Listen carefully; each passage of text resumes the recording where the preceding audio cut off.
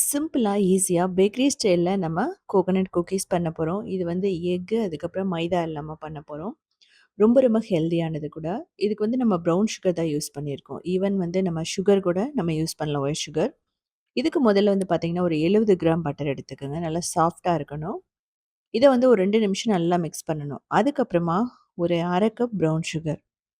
Brown sugar போட்டுட்டு நல்லா mix பண்ணணும். ஒரு நல்ல ஃப்ளஃபியா வரும். இது இல்ல அப்டின்னா, நீங்க நாட்டு சர்க்கரை, வெல்லத்தில வந்து பொடி கிடைக்குது. அத கூட நீங்க யூஸ் பண்ணிக்கலாம். ஸோ அப்படி இல்லன்னா, நீங்க ஒயிட் சுகரே பவுடர் பண்ணி யூஸ் பண்ணலாம். இப்போ கண்டென்ஸ்ட் மில்க் வந்து பார்த்தீங்க அப்படின்னா, நான் ஒரு 1/4 கப் வந்து ஆட் பண்ணியிருக்கேன். இத வந்து நல்லா மிக்ஸ் பண்ணுங்க. இன்கேஸ் இது இல்ல அப்படிங்கிற பட்சத்தில, உங்களுக்கு எக் பிடிக்கும்னா, எக் வந்து 1 நல்லா ஆட் பண்ணலாம். பீட் பண்ணி ஆட் பண்ணலாம். ஸோ உங்களுக்கு பார்த்தா தெரியும். நல்லா ஸ்மூத்தா அந்த ப்ரவுன் சுகர் வந்து நல்லா கரைஞ்சு வந்துருச்சு. ஸோ இப்போ வந்து பார்த்தீங்கன்னா, இதில 1 cup desiccated coconut, 1/4 cup milk powder, baking soda, அதுக்கப்புறமா கோதுமை மாவு. நீங்க வந்து கோதுமை மாவு இல்லன்னா, மைதா யூஸ் பண்ணலாம். இதுலயே ராகி கூட நீங்க யூஸ் பண்ணி பண்ணலாம். இதெல்லாமே வந்து நல்லா சலிச்சுக்கணும். நீங்க சலிக்கும்போது அந்த குக்கீஸ் வந்து நல்லா ஸ்மூத்தா வரும். இது வந்து பார்த்தீங்க அப்டின்னா, ரெடி பண்ணி வச்சுட்டோம்னா, இந்த குக்கீஸ் கிட்டத்தட்ட ஒரு 2 வாரம் வரைக்குமே கெட்டு போகாது. நம்ம பால்ல வந்து டிப் பண்ணி சாப்பிடலாம். பேக்கரியில போய் நம்ம வாங்கணும்னு அவசியமே இல்ல.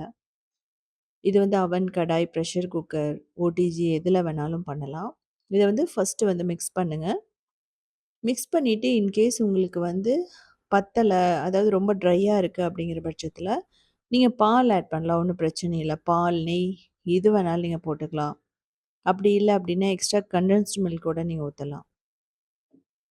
ஸோ உங்களுக்கு பார்த்தா தெரியும். கொஞ்சம் ட்ரையா இருக்கிற மாதிரி இருக்கு. இப்ப வந்து நான் பால் ஊத்துறேன்.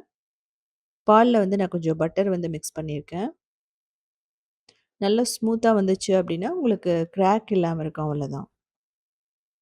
அதே சமயம் நீங்க வந்து சப்பாத்தி மாவு மாரி பெசையவே கூடாது. குளூட்டன் டெவலப் ஆயிடுச்சு அப்படின்னா, கண்டிப்பா நல்லா இருக்காது. இதா இருக்கட்டும், கேக்கா இருக்கட்டும். குளூட்டன் டெவலப் ஆகுறதுக்கு முன்னாடி பிடிச்சு பிடிச்சு தான் பண்ணணும். ஸோ இந்த மாதிரி மீடியம் ஷேப்ல நீங்க எடுத்துக்கலாம். இல்ல அப்படின்னா சின்னதா கூட நீங்க பண்ணலாம். லைட்டா வந்து நம்ம வடைக்கு மாதிரி லைட்டா ஃப்ளாட்டன் பண்ணிடணும்.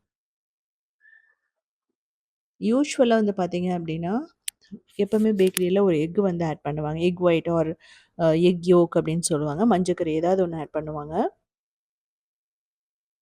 ஸோ அதே டேஸ்ட் வந்து பார்த்தீங்கன்னா, இதில வந்துரும். இதில செர்ரி இல்லன்னா ஜாம் வைக்கலாம். நீங்க வந்து பிரஷர் குக்கர், கடாய் அப்டின்னா 5 மினிட்ஸ் மீடியம் ஃப்ளேம்ல ப்ரீஹீட் பண்ணிட்டு, கிட்டத்தட்ட ஒரு 15 மினிட்ஸ் நீங்க பேக் பண்ணீங்கன்னா, லோ மீடியம் ஃப்ளேம்ல ரெடி ஆயிடும். ஓடிஜி அதுக்கப்புறம் அவன் அப்டின்னா 250 டிகிரில ஃபர்ஸ்ட்டு 10 மினிட்ஸ் நீங்க ப்ரீஹீட் பண்ணணும். அதுக்கப்புறமா 180 டிகிரில இது லைட்டா ப்ரவுன் ஆக வரைக்கும் நம்ம பேக் பண்ணி எடுக்கணும். ஒரு 20 டூ 25 மினிட்ஸ் ஆகும். நீங்க பிரஷர் குக்கர்லலாம் பண்ணும்போது, நீங்க கேஸ்கட் அண்ட் விசில வந்து ரிமூவ் பண்ணிட்டு பண்ணுங்க. ஸோ இந்த மாதிரி வைக்கும்போது சாப்பிடுறதுக்கு நல்லாயிருக்கும். குழந்தைகளுக்கு வந்து பார்த்தீங்கன்னா ரொம்ப பிடிக்கும். குழந்தைகளுக்கு அப்படிங்கும்போது இன்னும் எக்ஸ்ட்ரா வந்து பட்டர் கூட நீங்க ஆட் பண்ணலாம். பட்டர் பிடிக்காதவங்க நீங்க ஆயில் யூஸ் பண்ணி பாருங்க. ஸோ ஓடிஜி அப்படிங்கும்போது நம்ம பேக் பண்ணும்போது பேக் மோட் வைப்போம். ப்ரீஹீட் பண்ணும்போது டோஸ்ட் மோட் வைப்போம். ஸோ அத வந்து நீங்க பார்த்துக்கணும். ஸோ நல்லா பேக் ஆயிடுச்சு உங்களுக்கு. நம்ம பேக்கிங் சோடா போட்டிருக்கிறதுனால அப்படியே உடையும் போதே நல்லா அந்த கிரன்ச்சியா இருக்கும். அதுவும் நான் பேக்கிங் சோடா கொஞ்சம் தான் யூஸ் பண்ணியிருக்கேன். 1/4 டீஸ்பூன். ஒரு 10 நிமிஷம் விட்டுட்டு எடுங்க. ஆறுனதுக்கு அப்புறம் தான் வந்து பார்த்தீங்கன்னா நல்லாயிருக்கும். அதுக்கு முன்னாடி கொஞ்சம் சாஃப்ட்டா இருக்கிற மாதிரி இருக்கும். அந்த கிராக் எல்லாம் வந்து ரொம்ப சூப்பரா இருக்கும். ஸோ இதே மாரி சிம்பிளான, யூனிக்கான ரெசிபீஸ் வேணும்னா, நீங்க உத்தமி கிச்சன ஃபாலோ பண்ணலாம். கிரியேட்டிவ் வேர்ல்டுன்னு இன்னொரு சேனல் இருக்கு. அதிலயுமே 2000 ரெசிபீஸ் இருக்கு. சவுத் இண்டியன் ஃபுட்ஸ் டாட் இன்ங்கிற வெப்சைட்ட 19 இயர்ஸா ரன் பண்றோம். அதிலயுமே 8000 ரெசிபீஸ் இருக்கு. எல்லாமே சிம்பிளான வெஜிடேரியன் ரெசிபீஸ்.